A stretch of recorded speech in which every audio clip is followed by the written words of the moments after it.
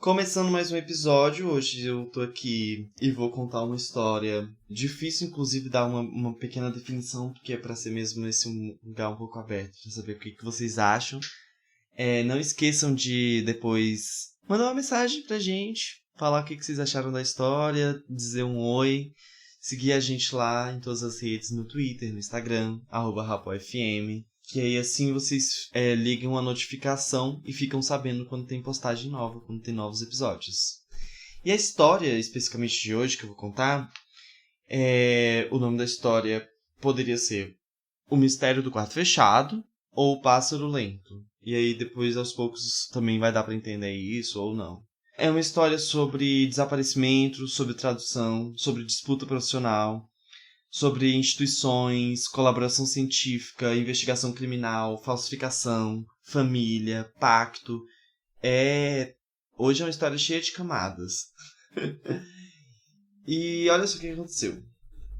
Próximo aos dias que estava acontecendo um congresso de tradução e tradutores, uma notícia se espalhou de que uma famosa tradutora, chamada de Sarah Litvin, ela tinha desaparecido.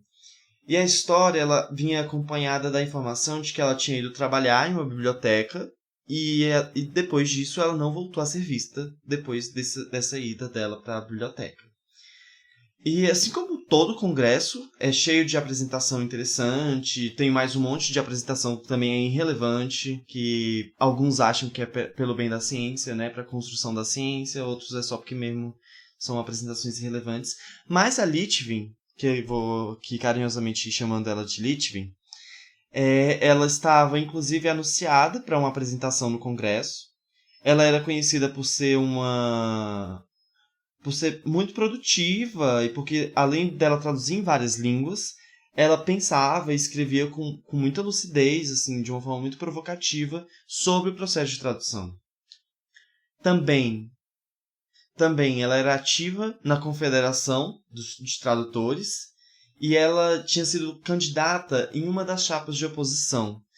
Embora, assim, fosse imprescindível, né, em algumas alianças e às vezes as pessoas se sentiam, assim, traídas por ela. Era difícil prever as posições dela dentro das alianças delas e dentro das chapas, assim. E tinha alguns inimigos também que tinham alguns inimigos declarados que se sentiam, né, traídos, como eu falei, traídos e ameaçados por ela. Mas, em geral, ela era uma pessoa muito respeitada, muito admirada pelos colegas.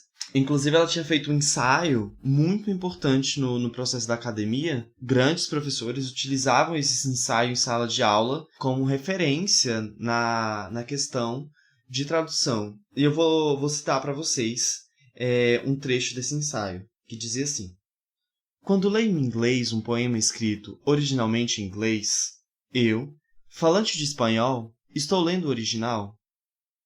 Quando leio um poema em espanhol, escrito faz 500 anos, eu, habitante deste momento, estou lendo o original. Quando leio um romance de um autor contemporâneo que escreve em espanhol, eu, que não sou esse escritor, estou lendo o original. E quando leio algo escrito por mim. Então ela tinha esse caráter extremamente provocativo e levantando muitas reflexões sobre esse processo, né, de tradução e a função também do tradutor e do leitor. Na semana do desaparecimento dela, já tinham várias notícias chocantes assim rolando entre o debate da galera ali do Congresso e também da cidade onde tudo estava acontecendo. Algumas notícias muito sórdidas, assim. Tinha uma vereadora que tinha sido baleada queima-roupa enquanto ela circulava com o próprio carro pela cidade. Tinha tido uma adolescente que tinha sido estrupada e o corpo dela tinha sido esquartejado numa região nobre da cidade. Tinha tido também um grupo de jovens que tinham sido violentamente atacados com os bastões de metal. E até aquele momento, mesmo com as apurações policiais, não sabiam as razões e as motivações em relação a esse grupo, o que também gerava cada vez mais burburinhos, né, em relação à comunidade científica, que também estava muito envolvida, e a própria comunidade da cidade, que estava também muito envolvida em relação a essas notícias. Então, assim, tragédia e notícia ruim que estava acontecendo era uma coisa muito presente, e com o desaparecimento dela, foi despertando nas pessoas também várias conjecturas e temores sobre o que estava acontecendo em relação à cidade. Mas eu vou contextualizar um pouco mais também, para vocês terem noção, sobre o desaparecimento dela. O desaparecimento dela especificamente aconteceu ali na Fundação das Rosas, que era no centro da cidade. A Litvin, ela estava indo lá quase todos os dias, fazia mais de um mês, mais ou menos, que ela tinha conseguido uma bolsa para trabalhar em uma das traduções que ela trabalhava. E para vocês terem ideia sobre o mistério do desaparecimento dela, o ambiente era mais ou menos assim. Ela trabalhava em uma sala no primeiro andar, que se chamava A Biblioteca. Nessa sala tinha várias estantes com livros cobrindo as paredes, uma escrivania grande de madeira e algumas vitrines, onde exibiam exemplares da coleção da fundação. As janelas da sala dão para um parque verde, assim, com muitas árvores, tinha um pequeno lago, uns pássaros passavam também, alguns cachorros ali que andavam em volta, alguns cachorros de rua. Então, assim, um lugar ideal para trabalhar. Além de que também a sala dela era um espaço compartilhado, né, onde eles trocavam a partir de turnos. Então, diferentes pesquisadores e bolsistas eles também podiam solicitar o uso da sala, mas ela tinha ali um uso fixo de horário, que ela pegava a chave na recepção e usava a sala, depois devolvia. Então, e a questão, né, dentro desse lugar era, a Litvin, ela tinha entrado na sala e não tinha saído. Ninguém tinha visto ela sair. Não voltou para casa e nenhum entre os conhecidos dela tinha notícias. E assim os dias foram passando sem nenhuma novidade. Então ela tinha, assim por dizer, evaporado. A ideia de que ela tinha desaparecido aconteceu por uma única testemunha direta do desaparecimento, que era um respeitado professor, também tradutor, chamado de Arturo Gauch. Porém, para muita gente, isso já levantou muita suspeita, porque era uma coincidência demais logo ter sido o Gauch uma testemunha do desaparecimento dela. Porque os dois, eles eram conhecidos como arqui-inimigos, arqui-rivais, por um passado cheio de rivalidade entre os dois. O Gauch gerou muita controvérsia uma certa vez, contextualizando assim também para vocês entenderem quem que era o Gauch. Que ele dizia em alto bom som e em todas as aulas dele, nos conceitos que ele colocava, que ele dizia que eu traduzo todo tipo de texto, exceto os literários. Os escritores se importam demais com as palavras, e é impossível traduzir qualquer coisa menos as palavras. Mas a polêmica maior em relação a ele era uma acusação de que ele teria alterado os textos que ele tinha traduzido e ter transformado parágrafos inteiros em uma frase breve, ou simplesmente ter eliminado parte do texto. Então ele era acusado de uma série de alterações desse campo da falcatrua. Ou da liberdade mesmo poética, né? Há quem diga. Dentre vários confrontos entre os dois, o que mais chamou a atenção dos investigadores, inclusive, e da própria comunidade de tradutores, que também começou a colocar ele como suspeito, é de que os dois eles tinham sido finalistas de um concurso para chefe da disciplina de História e Teoria da Tradução. E no fim das contas, quem levou a melhor foi a Litvin, mas depois de um longo e conflituoso período, que teve impugnação, teve denúncia, teve tentativa de pedir recurso, enfim, assim, foi uma acirrada confrontação entre os dois. E de qualquer maneira, eu vou ler para vocês parte de fragmentos da apresentação dos dois nesse concurso, para vocês perceberem como que, de alguma maneira, eles eram arqui-rivais e inimigos, assim, no aspecto do papel, do tradutor e da tradução. E aí vocês também vai ajudando para que vocês tirem as próprias conclusões do que estava acontecendo. Fragmento da apresentação de Sarah Litvin. É que os tradutores não trabalham com línguas, trabalham com textos. O tradutor não reflete a partir de uma língua para chegar a outra, mas a partir de um texto para chegar a outro. O texto de textos, sempre inalcançável, sempre em fuga. Esse foi o erro de certos teóricos místico-idealistas. Acreditar que o tradutor é uma espécie de idólatra da língua, quando a única deidade do tradutor são os textos. Fragmento da apresentação de Arturo Gauch. A força dessa ideia reside em não fazer do tradutor um herói épico encarregado da salvação do mundo através da linguagem, mas da capacidade do tradutor de se dissolver e desaparecer em linguagem, tornando-se um com ela, o seu afã de totalidade. Não apenas o tradutor não tem por objetivo a materialidade dos textos, nem sequer a de um texto que ele possa imaginar como absoluto ou ideal, mas pelo contrário, o tradutor deve imaginar a si mesmo, por assim dizer, como um ser em evolução cujo estado final é uma língua, ou concretamente sua identificação e assimilação completa com essa língua, que por certo não é uma língua concreta, nem presente nem passada, nem viva nem morta, mas uma língua em constante devir em direção à plena consumação. Enfim, vários problemas, vários pontos de discussão que eu também não entendi muito bem algumas coisas que eles colocam, né? Coisa de tradutor. Quem é que é tradutor aqui? A gente até traduz uma coisa ou outra.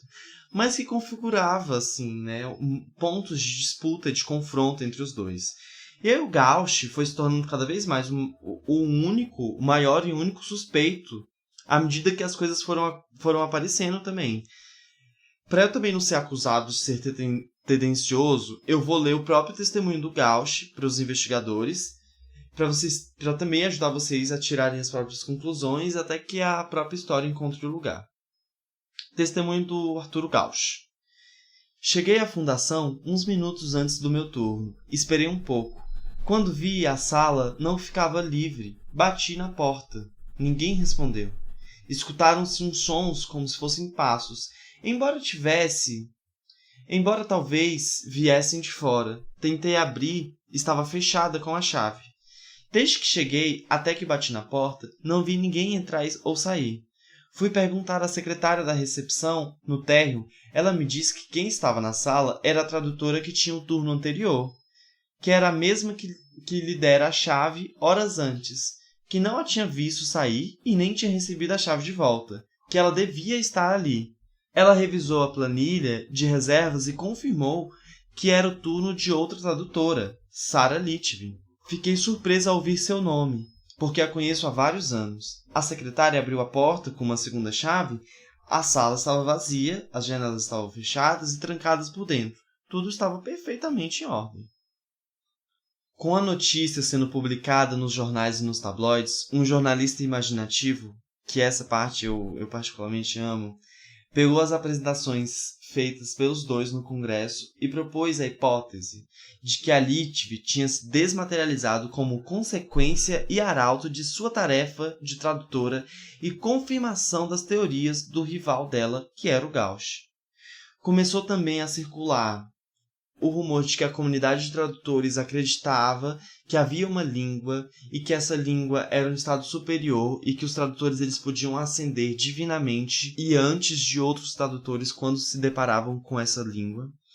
Uma outra hipótese também muito fantástica é de que, na realidade, ela não tinha desaparecido, mas seu corpo tinha se tornado espírito porque alcançou um absoluto da língua de Deus. Enfim, de repente, esse era o principal assunto em redes sociais, em bares, em cafés, geral discutindo sobre a natureza da linguagem, das possibilidades da língua e das linguagens. Foi então em que, em menos de umas 2 semanas depois do desaparecimento dela, começou a circular uma mensagem com possíveis pistas. Nessa mensagem, os investigadores eles estavam tomando com muita seriedade pela precisão de detalhes que incluía também sobre a Litvin, mas também pela ausência de caminhos que eles tinham para a investigação, porque ele era dentro desses épicos e clássicos contos de crimes dentro de um quarto fechado, onde não se tinha muita saída para o que poderia acontecer. E, de alguma forma, também essas mensagens incluíam e podiam anunciar algum passo a seguir para encontrar a Litvin. O problema é que essas supostas instruções, no final da mensagem, incluíam parágrafos escritos em uma língua incompreensível e com umas letras assim que pareciam provir de um alfabeto distorcido ou um alfabeto novo. E as coisas foram se complicando também.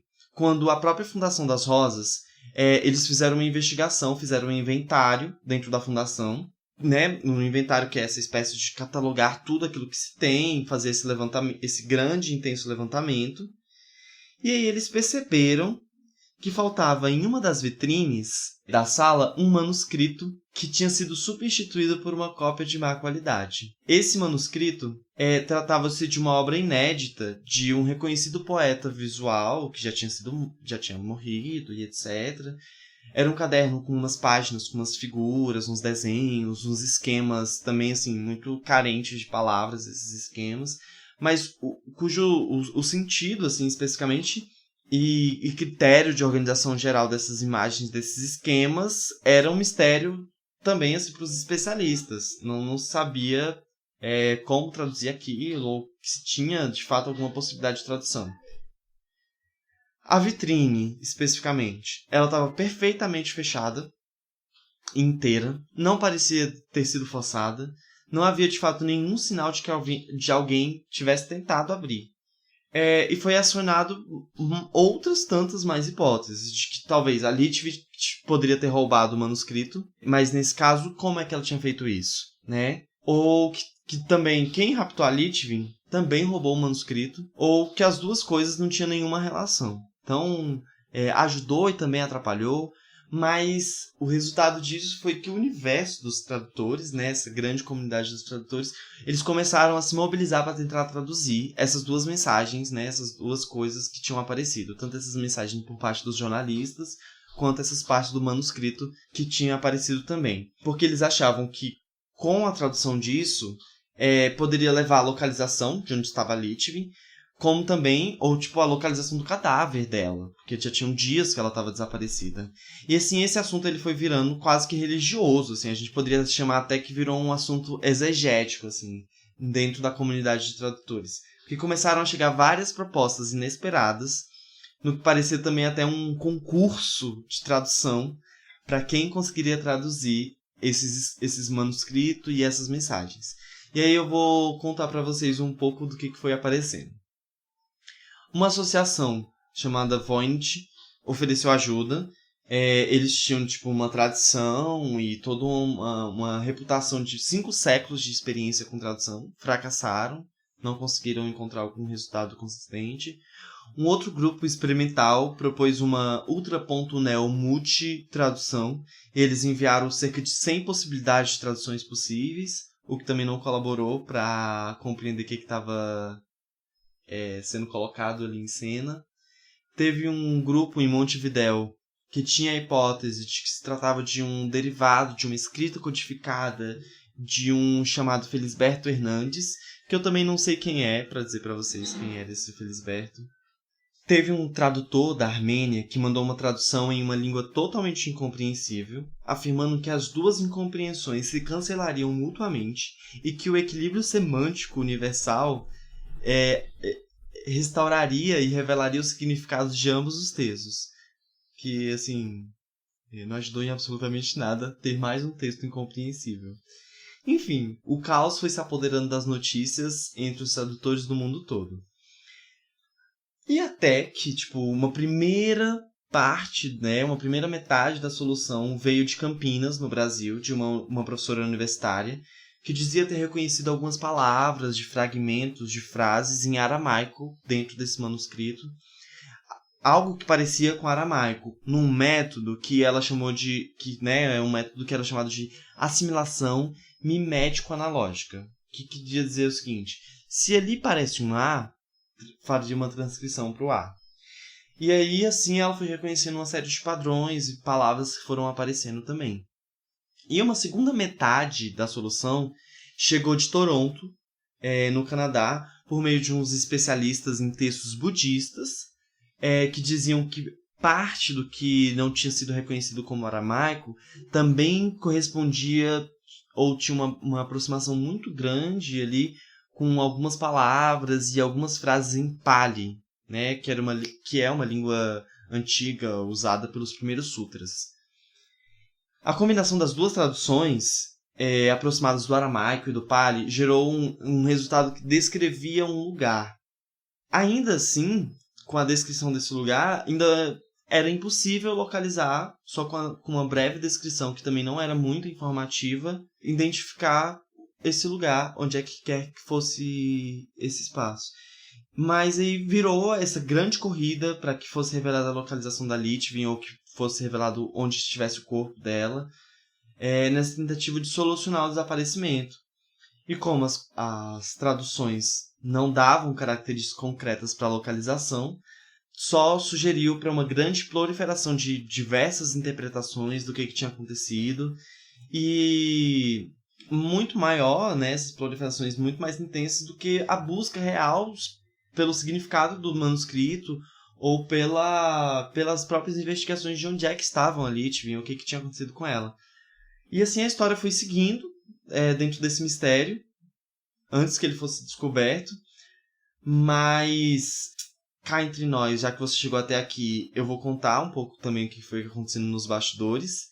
Desde já eu agradeço que você ficou até aqui, mas vai ficar as próximas informações vai ser só entre nós, não vai poder contar para mais ninguém. Eu peço isso porque essas informações, o que eu for contar aqui mais para frente, pode interferir nas investigações, tipo, as investigações serem reabertas, que já foram fechadas, e também pode romper com um ciclo e um movimento muito importante que está acontecendo atualmente entre os tradutores e as traduções, que virou uma grande coletividade, um movimento, e muitas outras descobertas a partir desses movimentos, dessas cadeias produtivas que foram implementadas entre os tradutores, podem se romper também com essas novas informações que eu posso dar para vocês. Então, eu vou só colocar uma musiquinha, para quem não estiver prestando atenção, vai achar que o episódio acabou.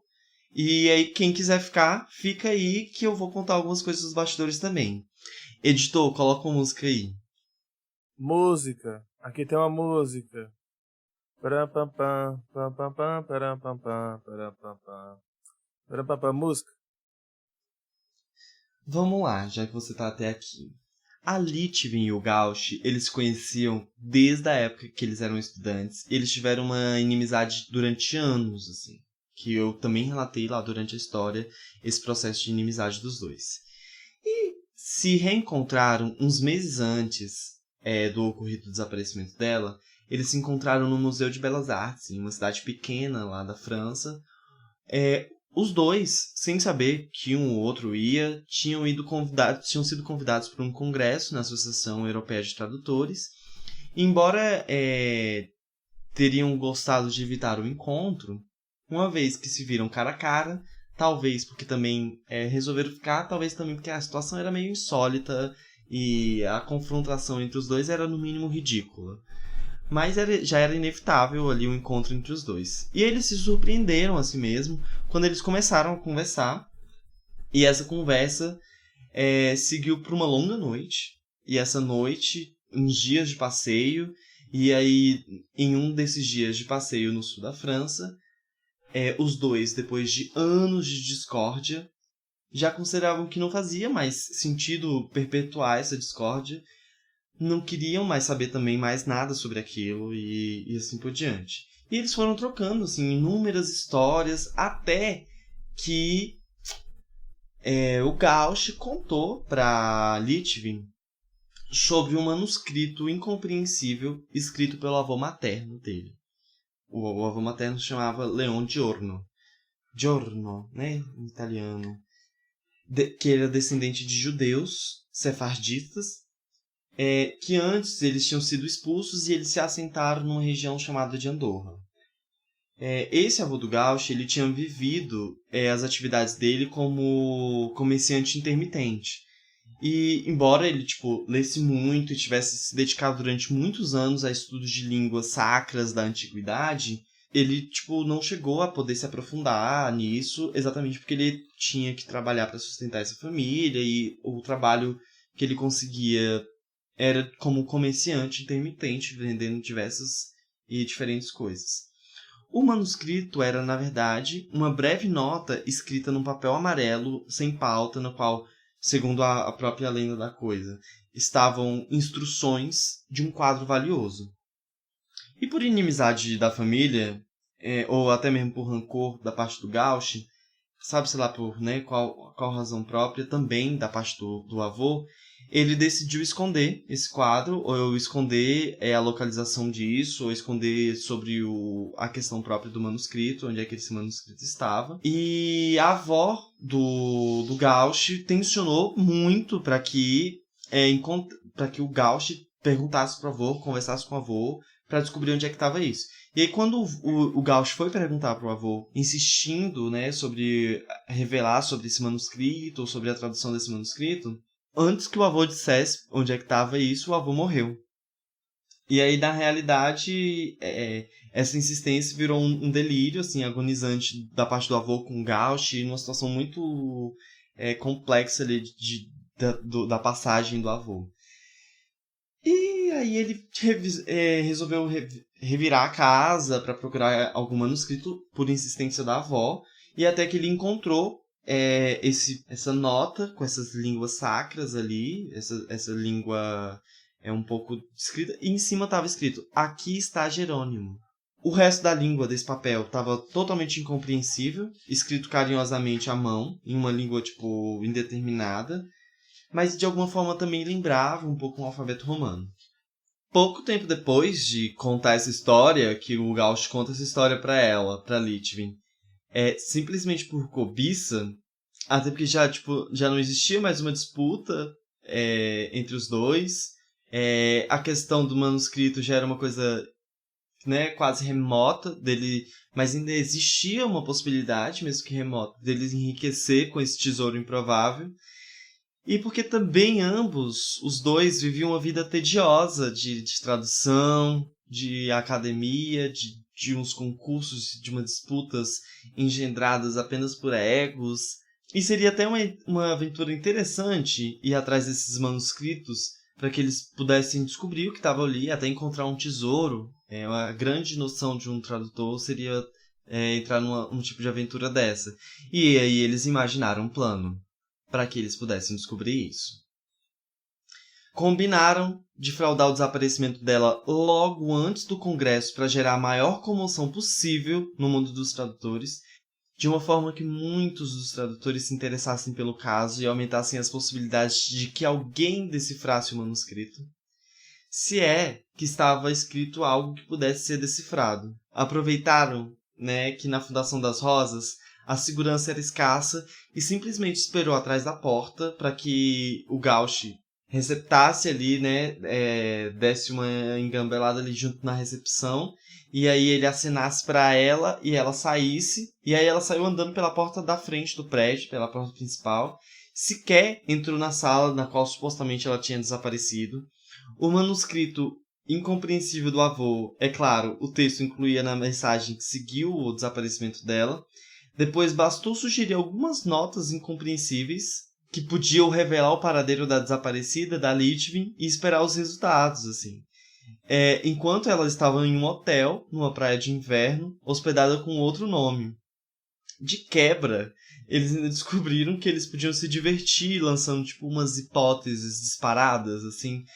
E aí é evidente que mesmo que eles fizessem algumas coisas chegar aos jornalistas, como alguns parágrafos isolados do manuscrito, de todo modo, as melhores hipóteses não foram propostas por eles, e nem tinha nada a ver com eles. Mas com o que os outros faziam, os outros foram fazendo, outras peças da realidade foram aparecendo e que também não estavam ali, mas de qualquer maneira eles iam moldando ali a realidade, a opinião do público de alguma forma, parcialmente, lançando algumas hipóteses e lançando essas mensagens. O plano deu tão certo que, seguindo as vagas instruções experimentalmente traduzidas lá pelo Canadá e em Campinas, no Brasil, quase que balbuciadas, porque eram as informações que estavam ali meio dispersas, que descrevia de alguma forma um lugar, mas era impreciso. Depois de algumas tentativas fracassadas da parte dos dois, eles encontraram o quadro, que estava enterrado, cuidadosamente embrulhado e protegido no fundo de uma modesta fazenda, na qual o próprio Gauch, o Arturo Gauch, ficava com os avós quando ele era criança. E aí tratava-se de um famoso retrato de São Jerônimo, feito por um pintor do século XVII. Os dois venderam aquela pequena fortuna, aquele quadro, e desapareceram. Essa é uma história retirada do livro chamado O Pássaro Lento, lançado pela editora Fundação Bienal de São Paulo, publicada em ocasião da 33ª Bienal de São Paulo, Afinidades Afetivas, realizada entre 7 de setembro e 9 de dezembro de 2018. A obra era da artista Cláudia Fontes, numa ficção curatorial.